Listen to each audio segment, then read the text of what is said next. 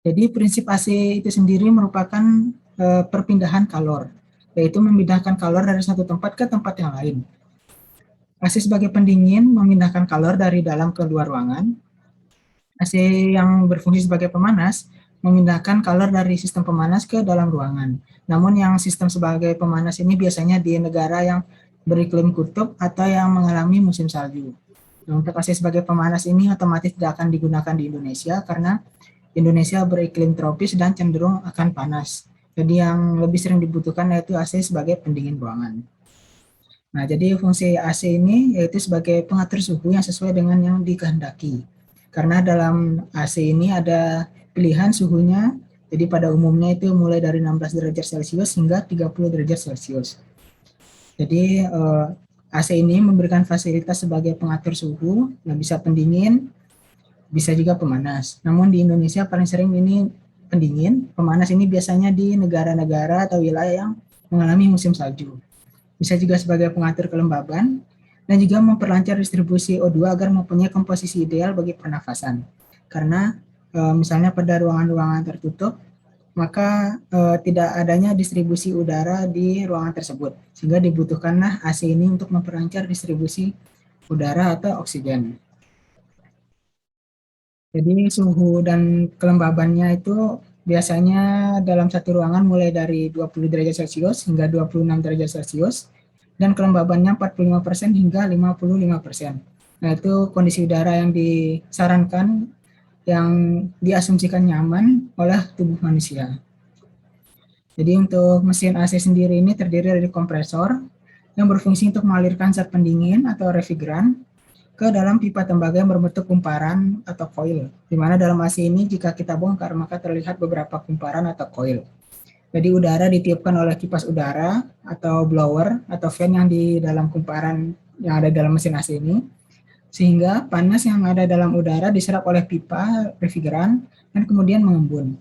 Udara yang melalui kumparan dan telah diserap panasnya masuk ke dalam ruangan dalam keadaan sejuk atau dingin. Selanjutnya udara dalam ruangan dihisap dan selanjutnya proses penyerapan panas diulang. Nah, ini siklus ini merupakan siklus terus berulang ketika AC dinyalakan. Kemudian untuk jenis AC itu sendiri terdiri dari beberapa jenis. Yang pertama itu AC split wall, yaitu AC yang paling umum digunakan di rumah, kantor maupun instansi di Indonesia. Jadi ini disebabkan beberapa faktor, mulai dari gampangnya perawatan dan support. Jadi AC ini terdiri dari dua bagian, yaitu indoor dan outdoor. Jadi yang di indoor ini mengeluarkan hawa dingin, yang di outdoor itu mesin tempat mesinnya berada. Di mana di bagian outdoor itu mengeluarkan hawa yang panas dan kadang-kadang suaranya berisik. Kemudian ada juga AC window.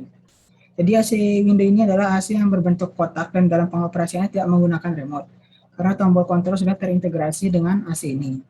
AC ini hanya terdiri dari satu bagian unit, yaitu unitnya ini sendiri, dan tidak ada istilah outdoor dan indoor AC. AC ini sudah tidak diproduksi lagi karena dianggap sudah ketinggalan zaman, dan karena tidak ada unit outdoor yang membuat AC ini tidak praktis. Untuk kapasitas AC ini mulai dari 0 hingga 2,5 PK. Mulai dari setengah PK hingga 2,5 PK. Kemudian ini ada AC sentral. Nah, ini AC sentral ini udara dari pendingin bangunan ini didinginkan pada cooling fan di luar. Kemudian udara yang telah didinginkan dialirkan kembali dalam ruangan. Jadi AC ini biasanya digunakan di hotel atau mall.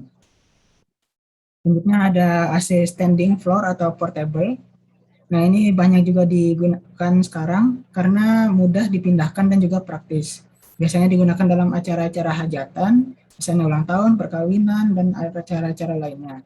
Bisa juga digunakan di suatu rapat, aula, atau acara-acara yang sifatnya tidak tetap.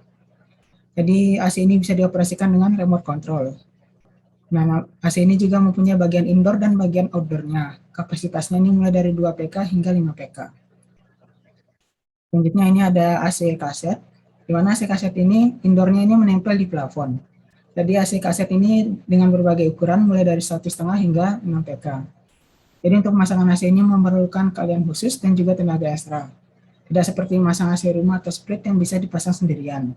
Karena AC kaset ini dapat juga terhubung dengan AC sentral. Jadi AC kaset ini biasanya terdapat di bangunan-bangunan gedung, misalnya yang di dalamnya terdapat banyak orang, misalnya di mall, kantor, kemudian rumah sakit, dan lain-lain. Selanjutnya ini ada juga floor mounted AC. Jadi AC ini dipasangnya di lantai. Nah, ini mirip dengan mini split tapi tidak memiliki ruang diperlukan untuk unit yang dipasang di dinding. Jadi unit dalam ruangan dari jenis AC ini simpan di lantai sehingga unit luar dapat dipasang tanpa menyiapkan pekerjaan salurannya. Jadi tidak dihubungkan dengan menggunakan pipa seperti yang di AC split ini. Jadi unit AC ini cocok untuk ruangan memiliki dinding miring seperti bangunan yang dibangun menggunakan bahan raba seperti kaca. Ketinggian di mana unit dapat dipasang ini adalah 6 inci lebih tinggi dari lantai dengan membuat lubang kecil di dinding dari tempat terhubung ke unit luar bangunan. Jadi floor mounted AC ini mirip dengan split air, cuma split air ini dipasang di bagian atas bangunan atau dekat plafon, namun floor mounted ini dipasang di dekat lantai atau bagian bawah bangunan.